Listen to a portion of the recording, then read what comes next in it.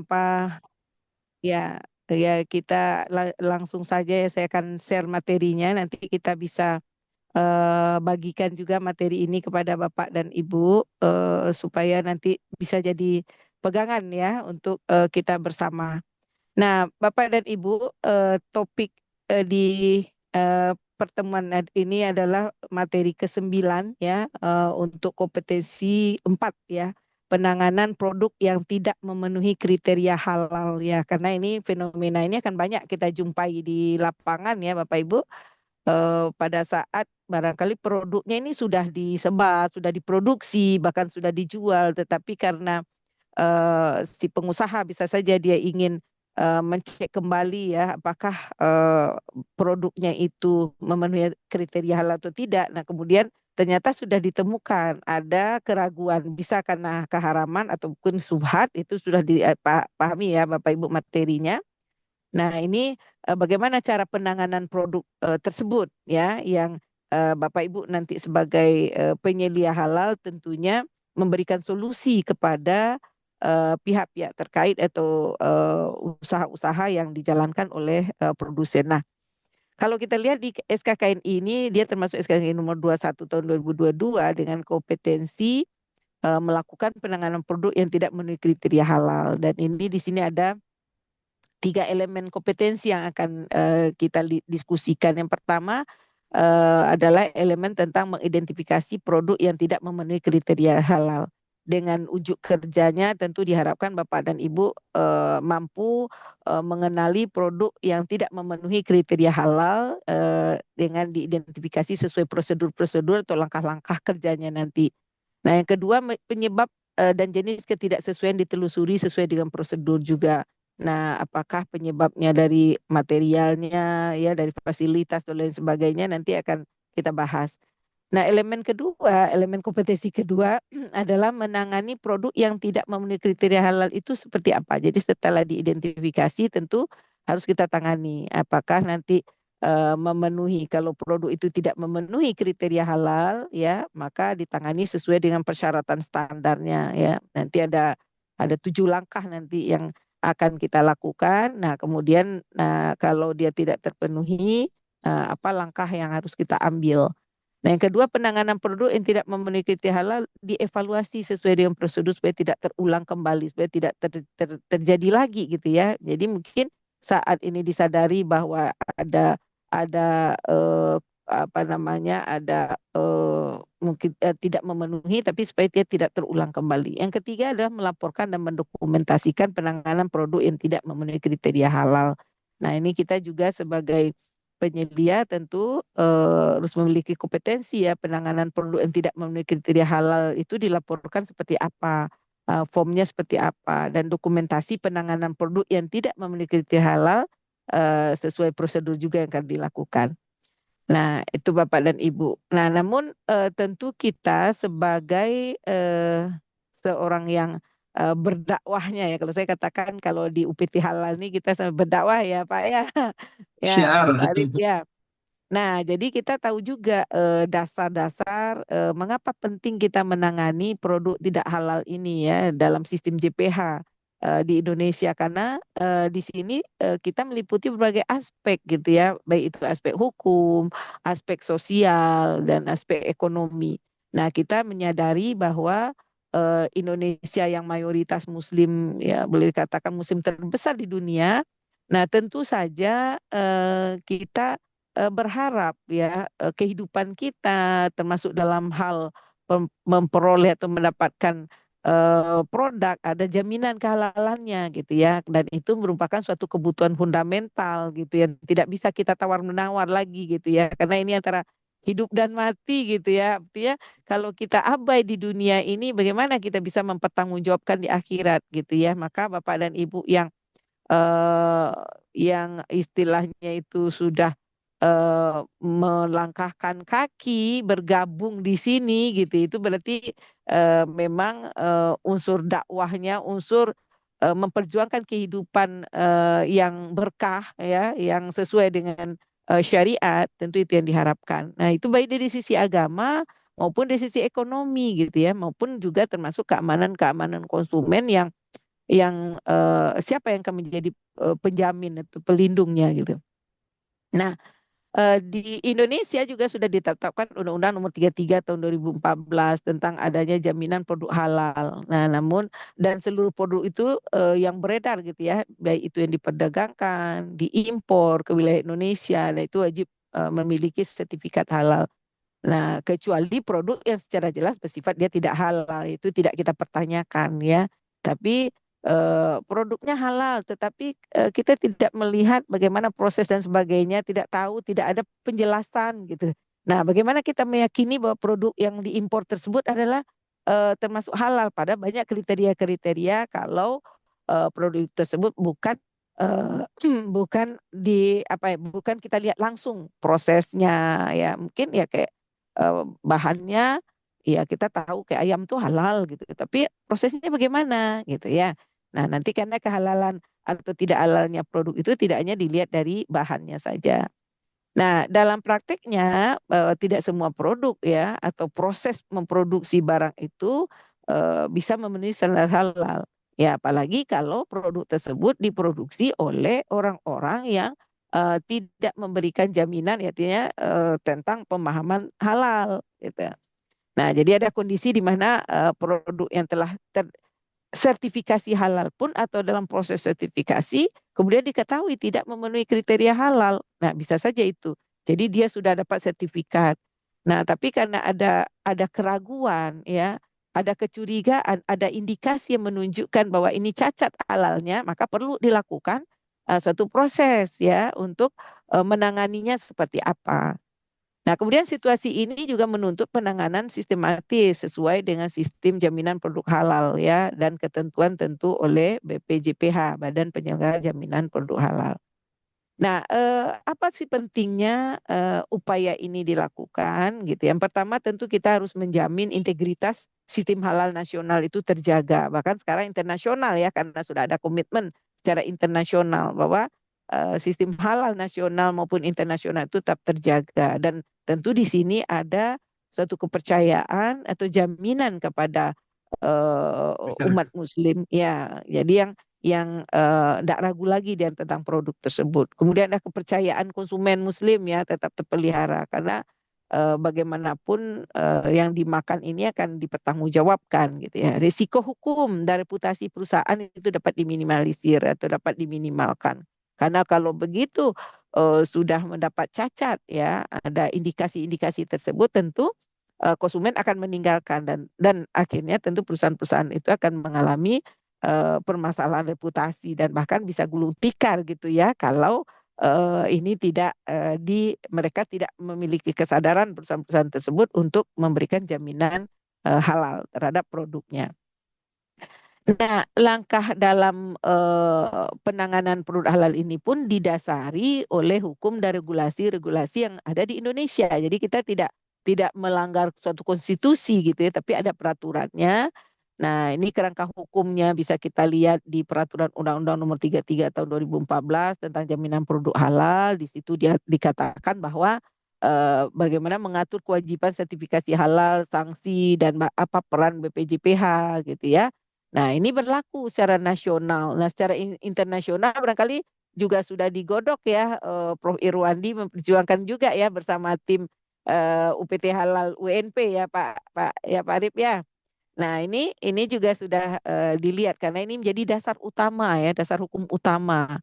Nah, yang kedua adalah Peraturan Pemerintah Nomor 42 Tahun 2024. Kalau kita lihat itu tentang penyelenggaraan bidang jaminan produk halal. Nah, apakah dan ini menggantikan beberapa ketentuan-ketentuan sebelumnya, mengatur pelaksanaan sertifikasinya, pengawasannya, pelabelan dan penanganan pelanggaran. Mungkin ini sudah dibahas sebelumnya materi-materi ini dan berlaku itu sejak 17 Oktober ya 2024. Nah, kemudian Peraturan Menteri Agama ya nomor 26 tahun 2009 juga mengatur tata cara penyelenggaraan JPH, peran auditor halalnya tertuang di sana dengan jelas ya dan bagaimana mekanisme pelaporan apabila auditor menemukan atau melakukan penanganan produk yang tidak memenuhi kriteria halal tersebut. Nah, ini sampai sekarang masih berlaku dan belum digantikan ya dan ini mendasari operasional Kemenak. Nah, kita sebagai calon ini penyelia halal pun ya penyelia maupun auditor harus memahami ini. Nah, termasuk Kep Kaban Tuan Kepala Badan BPJPH nomor 20 tahun 2023 ataupun nomor 257 ya tahun 2023. Nah, ini masih berlaku tentang manual SCPA. Ini pasti sudah belajar di materi sebelumnya ya, mencakup panduan self declare dan contoh SOP penanganan produk yang bermasalah. Dan juga nanti dari LPPOM MUI ya, LPPOM MUI ya, itu tentang standar teknik jaminan halal di industri. Ya, ini mengatur bagaimana melakukan investigasi, merecall dan juga melakukan corrective and preventive action. Nah, itu ya Bapak Ibu ya. Nah, kita nanti diskusi kalau ada hal-hal yang Bapak Ibu ragu boleh langsung atau nanti diundur di belakang ya Pak ya. Nah, Pak Arif ya. Jadi kita sampaikan materinya ini dulu secara cepat dan saya mungkin tidak akan menyampaikan keseluruhan detail tapi yang penting-penting. Nah, di awal tentu kita harus memahami juga ya Bapak Ibu terkait apa sih definisi produk yang tidak memenuhi kriteria halal itu, apa tujuan kita menanganinya dan apa fungsi ECPH di sini gitu. Nah, produk tidak memenuhi kriteria halal kalau menurut SJPH dan BPJPH ya produk itu tidak memenuhi kriteria halal dalam proses pertama kita menemukan misalnya ada bahan tersebut mengandung bahan yang haram atau najis ya baik yang disengaja artinya dari suatu proses yang disengaja maupun yang tidak disengaja ya mungkin munculnya najis tersebut karena dia bersentuhan dengan yang lain gitu artinya tidak menyengaja kita melakukan ataupun para pengusaha itu melakukan. Yang kedua mengalami kontaminasi silang dengan bahan atau alat non halal. Jadi barangkali karena ditempatkan di tempat yang dia tadinya halal tapi di situ terkontaminasi oleh produk-produk yang non halal, mungkin pada saat penanganan, pada saat penyimpanan, mungkin pada saat proses pengolahan dan sebagainya, maka hal tersebut juga termasuk kepada kriteria bahwa produk tersebut tidak memenuhi kriteria halal atau diproduksi di fasilitas yang tidak disucikan dengan benar setelah memproses bahan haram gitu ya. Nah, karena kita menemukan barangkali di tempat-tempat usaha dia punya alat itu terbatas. Jadi kalau sudah mengolah alat yang satu, dia gunakan juga itu untuk yang kedua. Nah, padahal yang pertama itu misalnya yang diproses adalah dari bahan-bahan yang haram gitu, tapi tidak disucikan terlebih dahulu, digunakan pula untuk memproses bahan-bahan yang halal. Nah, sehingga akhirnya yang diproduksi tersebut terkontaminasi tentunya ya, terpengaruh ya, sehingga dia menjadi produk yang tidak halal. Kemudian ditemukan juga adanya pelanggaran terhadap SCPH yang menyebabkan kehalalannya diragukan. Jadi ya prosedurnya tidak dilakukan sebagaimana yang sudah ditetapkan oleh SJPH, nah maka itu termasuk pelanggaran yang ditemukan. Atau ada label atau sertifikat halal itu disalahgunakan. Dia belum mendapatkan sertifikat halal tapi dia sudah mencantumkan labelnya. Nah, dia banyak tuh produk-produk yang seolah-olah dia halal karena sudah ada label ya padahal dia belum. Nah, itu dimasuk dengan kategori palsu atau tidak sesuai status aktual produk tersebut. Nah, itu produk tidak memenuhi kriteria halal menurut SJPH dan BPJPH. Nah, ada juga dalam sistem jaminan produk halal ditemukan bahwa yang kita pahami, yang kita tahu bahwa SJPH itu adalah sistem manajemen internal yang disusun ya dan diterapkan oleh pelaku usaha untuk menjamin keberlanjutan proses produksi halal sesuai dengan peraturan-peraturan. Nah, ini tidak dijalankan. Nah, maka kita bisa saja menemukan yang demikian. Nah, salah satu komponennya adalah prosedur penanganan produk yang tidak mengikuti halal tersebut yang harus dituangkan dalam manual dan SOP perusahaan. Nah, tapi ternyata di dalam manual SOP itu nggak dicantumkan secara jelas. Nah, berarti di sini ada indikasi bahwa produk tersebut tidak memenuhi kriteria halal. Nah, tadi di awal saya sudah sampaikan juga bahwa tujuan penanganan produk tidak halal itu yang pertama adalah melindungi konsumen Muslim ya dari konsumsi produk yang tidak halal ya karena belum tentu mereka konsumen Muslim ini yang ada mungkin juga mereka itu secara individu akan menelusuri proses demi prosesnya maka ada badan ya SJPH memberikan satu jaminan. Nah inilah tanggung jawab eh, orang-orang yang ada tergabung dalam sistem jaminan produk halal tersebut dan termasuk di UNP dalam hal ini UPT halalnya. Kemudian menjaga integritas sistem halal nasional ya, termasuk juga internasional karena Muslim tidak hanya di nasional saja ya, internasional juga banyak gitu. Kemudian memenuhi kewajiban hukum dan menghindari adanya sanksi ya, sanksi yang bisa diberikan kepada pelaku usaha manakala mereka melakukan ataupun ditemukan produk-produknya tidak memiliki kriteria halal dan mengoreksi tentunya penyimpangan agar tidak terulang kembali. Nah, dalam prinsip dan tahapan penanganannya ada 7 tahapannya, Bapak Ibu ya. Yang pertama mengidentifikasi. Nah, ini sesuai dengan tadi elemen kompetensi yang diharapkan bisa mengidentifikasi produk-produk yang ya apa namanya yang tadi dikatakan bahwa dia tidak halal itu seperti apa identifikasinya. Kemudian melakukan investigasi, melakukan pelaporan, kemudian recall, pemusnahan atau kita melakukan korektif ya dan pemulihan. Nah, ini mengacu kepada PP 42 tahun 2024 dan manual SJPH bahwa penanganan tersebut yang pertama kita identifikasi dan diisolasi produk. Nah, ketika nanti penyelia menemukan indikasi bahwa produk itu tidak memenuhi kriteria halal, nah, langkah apa yang harus kita ambil? Yang pertama tentu kita identifikasi sumber masalahnya. Ya, sumber masalahnya ada juga dikenal orang dengan 4M 1E katanya ya. Kenali dari bahannya, dari prosesnya, dari alat atau dari fasilitas gitu. Nanti kita coba berikan beberapa contoh kasus. Yang kedua, produk tersebut diisolasi ya, semua bed yang diduga tidak halal harus ditarik dan dipisahkan ya dari jalur distribusi dan penjualannya. Walaupun itu sudah terlanjur diproduksi massal misalnya, tapi sudah teridentifikasi tadi ada dari salah satu sumbernya itu ditemukan masalah, maka ya mau tidak mau, suka tidak suka, produk tersebut isolasi.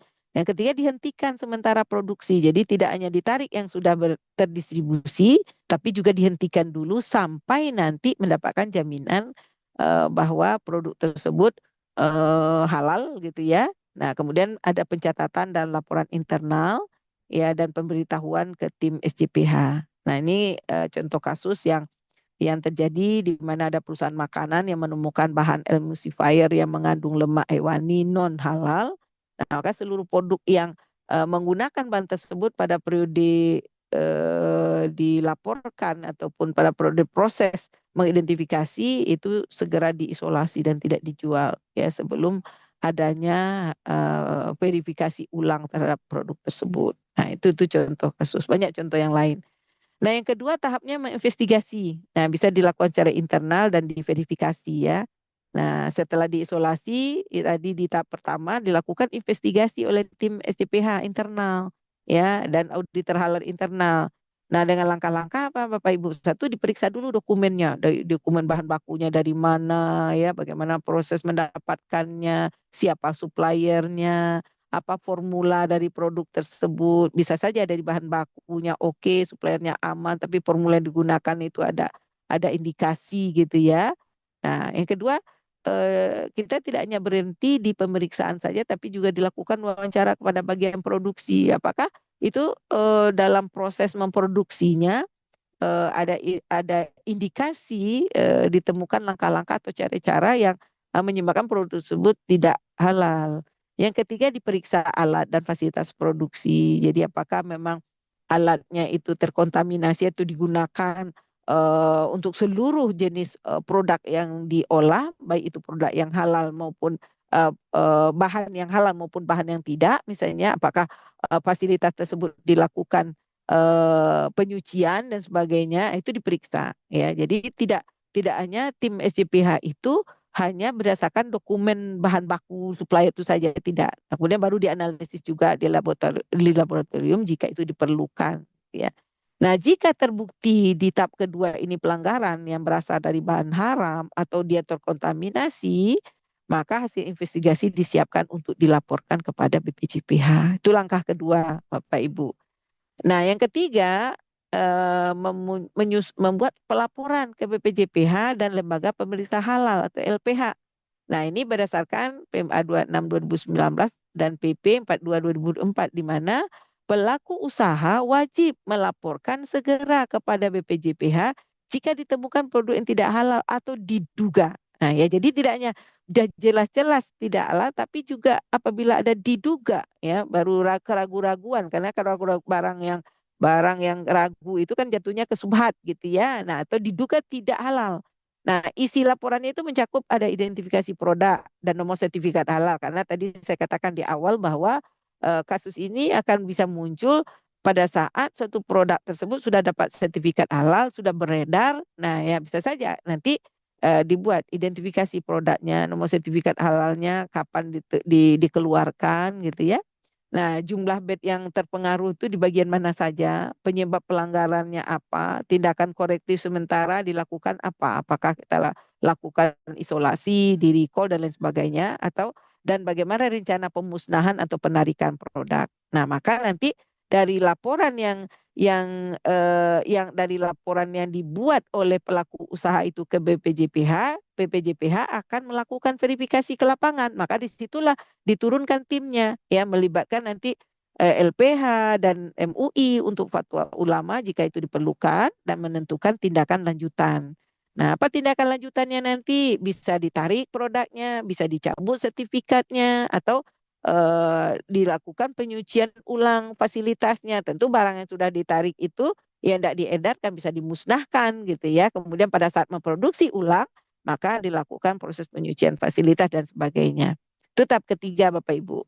Nah, tahap keempat dari 7 tahapan yang dilakukan adalah ditarik, ya, di recall produknya. Nah, ini jika terbukti produk tidak halal, dilakukan penarikan menyeluruh. Jadi kerjanya tentu tidak berlama-lama, ya, prosesnya begitu sudah ada informasi, tim BPJPH turun ke lapangan, ya, kemudian melakukan identifikasi tadi, melakukan verifikasi, pelaporan. Nah, ternyata ditemukan misalnya, maka ditarik, ya, secara menyeluruh, itu kita sebut dengan recall dari pasar. Nah, langkah-langkah itu tentu dilakukan juga sesuai dengan SOP-nya. Yang pertama tentu publikasi resmi kepada konsumen, ya, berarti konsumen juga sudah tahu gitu. Oh, ini produknya ditarik nih karena bermasalah tentang kehalalannya. Ada surat edaran, dipublish di media sosial atau di situs-situs resmi perusahaan gitu ya. Nah, yang kedua berkoordinasi dengan distributor dan retail untuk menghentikan penjualan. Jadi ya gerak cepat nih gitu ya. Jadi tidak hanya publikasi, juga koordinasi dengan distributor, dikumpulkan semua produk, kemudian didokumentasikan proses penarikannya, berapa jumlahnya, apa produknya, berapa jumlahnya, di mana lokasinya, tanggal berapa kita lakukan proses penarikannya. Nah, kemudian disusun laporan final ke BPJPH. Nah, ini contoh yang terjadi tahun 2024, ya, sebuah produk minuman herbal tersertifikasi halal ditemukan mengandung DNA babi dari bahan pelapor impor. Nah, itu prosesnya dilakukan. BPJPH memerintahkan penarikan nasional dan melakukan juga publikasi secara terbuka di media massa, dan pelaku usaha wajib memusnahkan seluruh stok yang terkontaminasi, dan itu dibuktikan ada saksi pemusnahannya, dibuat berita acaranya, ya, sehingga betul-betul produk tersebut sudah tidak beredar lagi di pasaran. Itu langkah keempat. Nah, langkah kelima, pemusnahan dan penyucian fasilitas, ya. Jadi barang bukti tadi dimusnahkan, ya. Nah, produk nyatakan tidak halal itu tidak boleh dijual kembali atau diolah ulang. Jadi ini bisa saja produsen nakal gitu ya, dalam tanda kutip, ya, dia tidak mau rugi besar. Nah, maka sudah ditarik, dilakukan olah ulang, itu nggak bisa, ya. Tapi itu itu mungkin kalau ada beberapa pengecualian. Yang pertama, pemusnahan secara fisik. Nah, ini disaksikan oleh auditor halal dan dan disertai juga buat berita acaranya. Seperti apa gambaran berita acaranya nanti ada di belakang ya. Kemudian penyucian fasilitas produksi ya, ini sesuai pedoman fikih halal tentunya, menggunakan air tanah yang suci dan mensucikan, dilakukan 7 kali cucian dengan salah satunya menggunakan tanah. Tentu ini kepada fasilitas yang akan digunakan berikutnya. Kemudian diverifikasi oleh auditor halal internal sebelum proses produksi dimulai kembali. Nah, itu yang berarti yang sudah ditarik itu tidak boleh diolah ulang lagi. Nah, tahap keenam adalah corrective and preventive ya action ya, CAPA ya. Setelah proses pemusnahan dan penyucian dengan dilengkapi berita acaranya tadi, maka perusahaan wajib melakukan analisis akar penyebabnya. Jadi dia tidak hanya berhenti di sana ya, tapi dia berusaha melakukan analisis akar penyebabnya, menyusun tindakan korektif dan pencegahan supaya tidak terjadi pelanggaran berulang, kemudian memperbaharui dokumen ya dari manual SJPA dan SOP dari produknya tadi kalau memang di situ belum ada penjelasan tentang bagaimana penanganan produk yang tidak halal ini, bukan diperbarui manual SJPA-nya, kemudian melakukan pelatihan ulang ya bagi karyawan terkait kalau ditemukan indikasi bahwa bisa saja disebabkan oleh tadi kontaminasi dari fasilitas yang digunakan tadi. Tentu karyawan yang memproduksi akan diberikan pelatihan ulang ya. Bisa saja barangkali yang di karyawan itu dulu sudah diberikan pelatihan tapi dia udah berhenti tidak bekerja di perusahaan itu lagi gitu. Jadi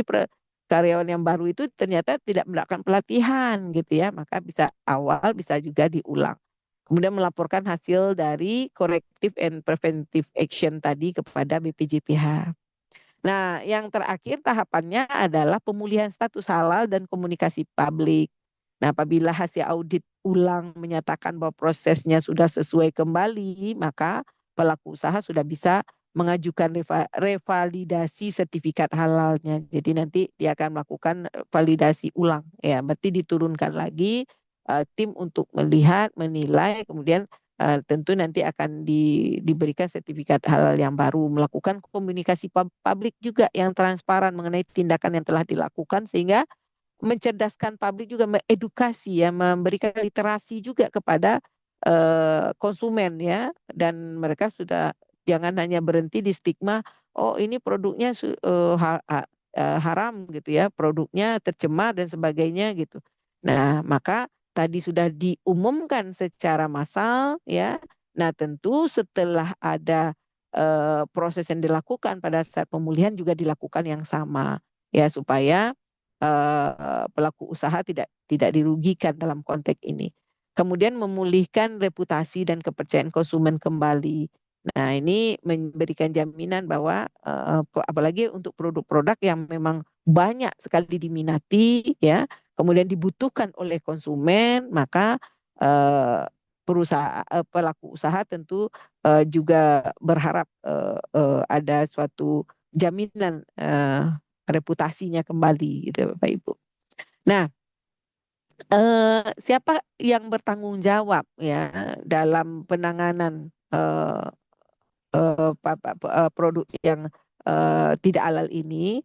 Nah, di sini ada kolaborasi berbagai pihak ya, ada peran BPJPH, ada LPH, ada MUI kalau di nasional ya. Nah, ini kan ada peserta dari luar ya, tentu ada pula badannya namanya apa gitu di lembaga tersebut, dan pelaku usaha tentunya dalam proses penanganan produk tidak halal. Karena pelaku usaha dalam hal ini tidak hanya pasif tapi dia juga harus aktif karena dia juga punya peran yang sangat penting. Nah, di BPJPH tanggung jawab utamanya adalah melakukan pengawasan, memverifikasi. Ya, kemudian kalau ditemukan pelanggaran tentu memberikan sanksi administratif atau bahkan pencabutan sertifikat. Itu BPJPH yang melakukan tanggung jawab tersebut. Kalau LPH, Lembaga Pemeriksa Halal, nah tanggung jawab utamanya adalah pemeriksaan teknis dan audit investigatifnya, ya. Jadi itu ke lapangan, ya, meninjau, mengidentifikasi. Nah itu LPH. Kemudian UI di sini adalah Komisi Fatwa Halal, yaitu penetapan status halal atau haram secara final. Nah, kemudian pelaku usaha atau tim SJPH internal itu adalah penanganan operasionalnya, tanggung jawab dia itu pelaporan dan melakukan korektifnya. Kemudian konsumen atau masyarakat melapor bila menemukan produk yang mencurigakan. Nah, ini juga apa namanya kesadaran juga gitu karena tidak mungkin langsung BPJPH atau LPH atau MUI tahu gitu ya. Jadi sebagai walaupun mereka orang-orang yang ada di dalamnya juga termasuk konsumen, tetapi konsumen yang banyak ini juga tidak diam saja begitu melihat ada suatu produk yang mencurigakan, ya, baru tahapnya mencurigakan, maka bisa menyampaikan hal tersebut ke BPJPH gitu ya untuk diawasi atau diverifikasi apakah dugaan itu benar atau salah. Apalagi kalau sudah jelas-jelas di situ menunjukkan bahwa produk tersebut haram atau tidak halal. Nah ini ada kasus ya Bapak Ibu produk makanan dan di restoran cepat saji yang teridentifikasi tidak halal ya. Kasus pertama penarikan produk makanan olahan ya di mana audit SJPH menemukan bahan emulsifier dari supplier luar negeri tidak memiliki jaminan halal ya. Jadi bahan utamanya halal tapi emulsifier yang digunakan itu dari impor gitu ya. Nah, itu tidak ada jaminan tidak ada sertifikat halalnya. Nah, apa langkah penanganan yang harus dilakukan? Yang pertama diisolasi tentu ya seluruh bed terkait dilaporkan ke BPJPH ya begitu kita sudah menemukan indikasi bahwa ini tidak ada jaminan halal, maka tidak menunggu lebih dari 24 jam. Kemudian lakukan investigasi oleh LPH, kemudian ada penarikan nasional, pemusnahan bed yang berdampak, dan penyucian alat produksi dan sertifikasi ulang. Nah, hasilnya sertifikat halal diperbaharui setelah audit ulang dilakukan. Nah, perusahaan akan memperketat tentunya verifikasi dari supplier itu supaya memang supplier tidak hanya memasok bahan saja, tapi juga memberikan jaminan bahwa barang yang dipasoknya itu adalah yang halal gitu. Nah, ini ada kasus keduanya ini terjadi kontaminasi. Ini terjadi di restoran cepat saji ya, di mana alat penggoreng yang digunakan bergantian untuk ayam halal dan non halal. Jadi ayam halal ya bahannya dan prosesnya. Tapi ada juga bahannya halal tapi prosesnya tidak gitu ya, penyembelihan dan sebagainya. Nah, itu digunakan bersamaan saja ya. Nah, langkah penanganannya tentu diisolasi produk dan dihentikan sementara layanan, diinvestigasi fasilitasnya ya dan diberikan pelatihan ulang kepada staf. Ada penyucian ya, peralatan dan pelaporan. Nah, hasilnya layanan dibuka kembali setelah verifikasi lapangan, SOP operasional diperbarui dan disetujui oleh auditor. Nah, bagian berikutnya yang kita pahami juga adalah di PP 42 2024 dan Undang-Undang JPH ada sanksi administratif dan pidana. Nah, ini bagi pelaku usaha yang dia tidak menangani produk tidak halal tadi dengan benar, ya. Dia sudah dilaporkan oleh konsumen sudah ditemukan, tapi dia tidak melakukan penanganan tidak halal, maka ada sanksinya sesuai dengan berat atau ringannya. Jadi bisa berupa peringatan tertulis, ada juga diberikan denda administratif, penghentian sementara atau penarikan produk dan bahkan sampai ke pencabutan sertifikat halal. Nah, sampai nanti dipastikan masalahnya selesai ya. Nah, dalam kasus berat ini misalnya ada penipuan label halal yang sering nih dilakukan oleh pelaku-pelaku usaha yang nakal tadi ya. Nah, ini dapat dikenai sanksi pidana sesuai Undang-Undang Perlindungan Konsumen dan Undang-Undang JPH. Nah, kemudian di dalam proses ini juga perlu disinergikan ya tentang sistem manajemen lainnya. Apa itu terkait dengan hazard analysis critical control point atau HACCP tentang keamanan pangan dengan mengacu kepada ISO 2200 ya 22.000 atau manajemen mutu ISO 9001 ya atau tentang HAS ya halal assurance system. Nah, integrasi ini mencakup atau memperkuat tentunya trustability atau ketertelusuran ya dan respon cepat terhadap penyimpangan-penyimpangan yang terjadi. Jadi perlu dalam proses ini ada integrasi sistemik yang dilakukan baik itu dari HACCP tadi, kemudian dari manajemen mutu maupun dari halal assurance system. Nah, ini contoh SOP penanganan produk tidak halalnya Pak Ibu. Misalnya SOP penanganan produk tidak halal yang memenuhi kriteria halal. Nomor dokumennya berapa, disahkan oleh tim manajemen halal, kapan tanggal berlakunya, misalnya ini 15 Februari ya. Kalau yang kemarin itu misalnya kita tahun 2026 sekarang ya. Nah, tujuannya apa? Menetapkan prosedur standar dalam penanganan produk yang tidak memenuhi kriteria halal untuk pencegahan. Mungkin saya tidak besarkan tadi ya,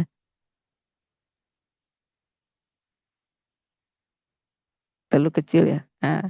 Nah, kemudian ruang lingkupnya berlaku bagi seluruh lini produksi, penyimpanan, dan distribusi produk perusahaan.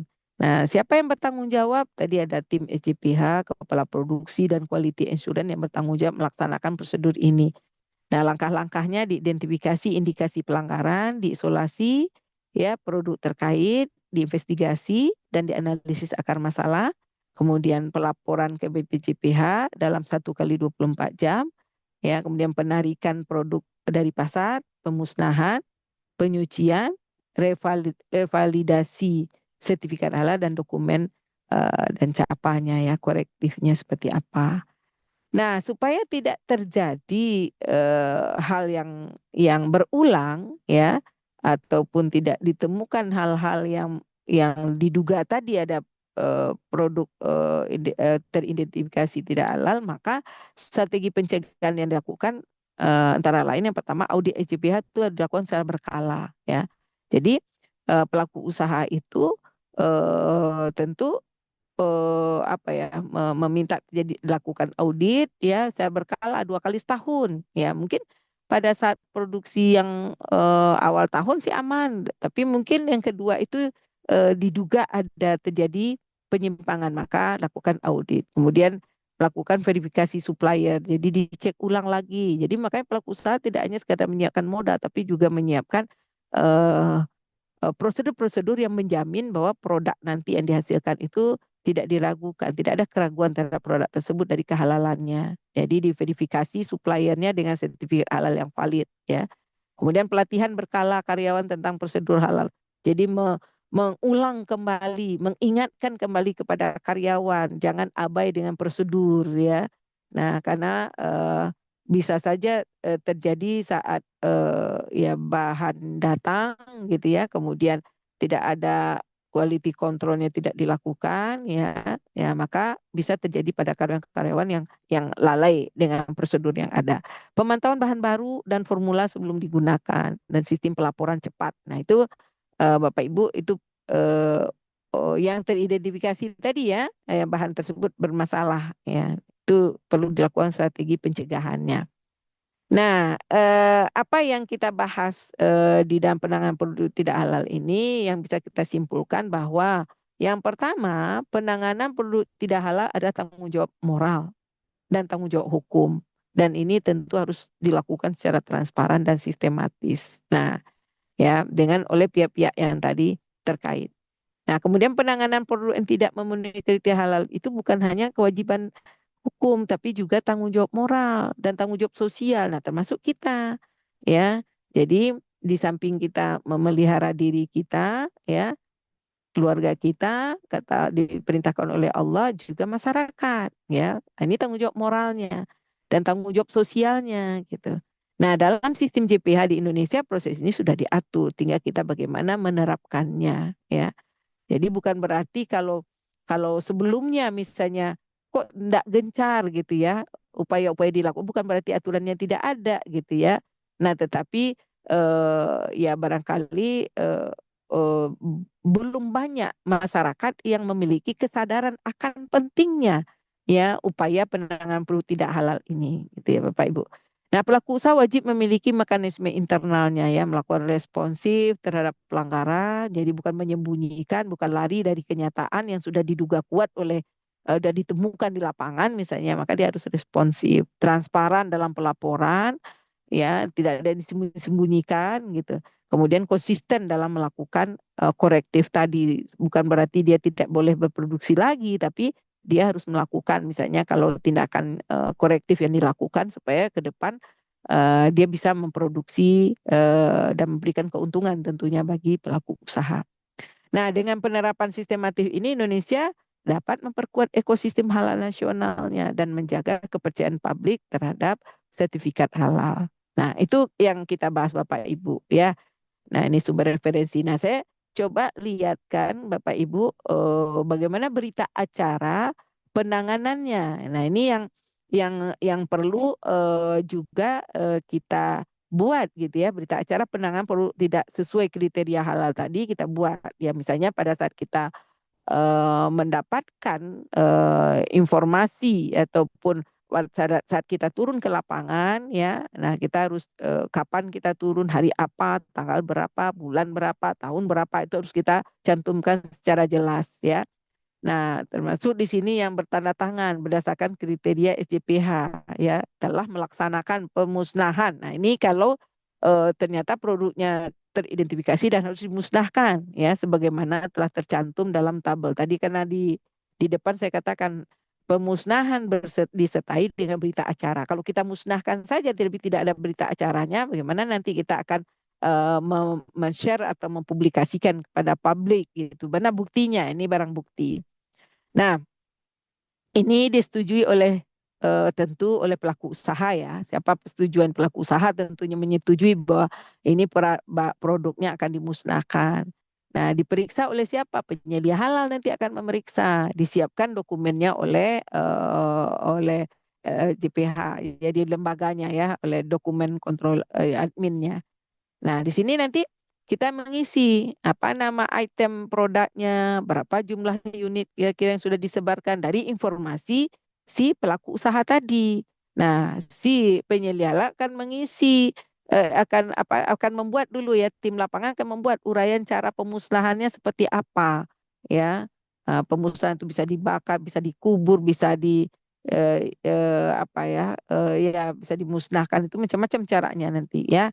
Kemudian lokasinya di mana ya tentu di tempat apakah ditarik ya kalau atau di tempat eh, produsen ya. Kemudian penanggung jawabnya penyelia halal namanya siapa ya jadwalnya kapan dia mulai melakukan aktivitas pemusnahan itu ya sampai kapan. Nah, juga dicantumkan nanti analisis penyebabnya ya dari bahannya kah, dari fasilitasnya kah, dari penanganan produk akhirnya kah, itu dibuat di bawah keterangannya supaya dalam berita acara itu jelas ya, tergambar, nampak gitu. Nah, kemudian juga rincian penyebabnya ya bisa ditelusuri apa penyebabnya, siapa personilnya yang bisa menyebabkan terjadinya produk tidak menjadi tidak halal ya, alat produksi yang digunakan apa ya, kemudian di lingkungan yang seperti apa. Nah, itu nanti akan diisi dari tim lapangan. Nah, ini contoh misalnya ini saya ambil saja yang orang yang sudah melakukan apa namanya proses pembuatan berita acara ya. Ini misalnya pada hari Rabu tanggal 23 bulan Februari tahun 2024 yang bertanda tangan berdasarkan kriteria SJPH telah melaksanakan penanganan produk yang tidak sesuai kriteria sebagaimana telah tercantum dalam tabel berikut ini. Misalnya martabak telur dari dapur Yami, jumlah unitnya ada 25 pieces. Uraian cara penanganan produk yang telah diproduksi dengan komitmen halal tersebut ditangani dan dimusnahkan sesuai dengan prosedur yang telah ditetapkan agar tidak beredar dalam rantai pasok PPK kembali. Nah, terlampir bukti dokumen. Nah, ini lokasinya oleh di dapur produksi dapur Yami ya. Nah, kemudian mulai jam 1 siang ya sampai jam 2 siang. Ini ada disetujui oleh direktur dari pemilik usahanya Bu Amelia misalnya. Ini ada penyelia halalnya Pak Nata, kemudian ada juga PIC bagian terkait. Nah, ini contoh berita acara pada saat tadi akan dilakukan pemusnahan. Nah, juga seperti yang saya sampaikan di slide sebelumnya, dikemukakan juga akar atau sumber penyebab ketidaksesuaiannya, ya. Ya, misalnya kita temukan di sana pembelian bahan baku berupa daging ayam yang digunakan untuk membuat risoles ayam misalnya, itu sudah ayam di pasar itu setelah dicek pada beberapa kepala leher ayam ya, jadi leher ayam yang tidak digunakan untuk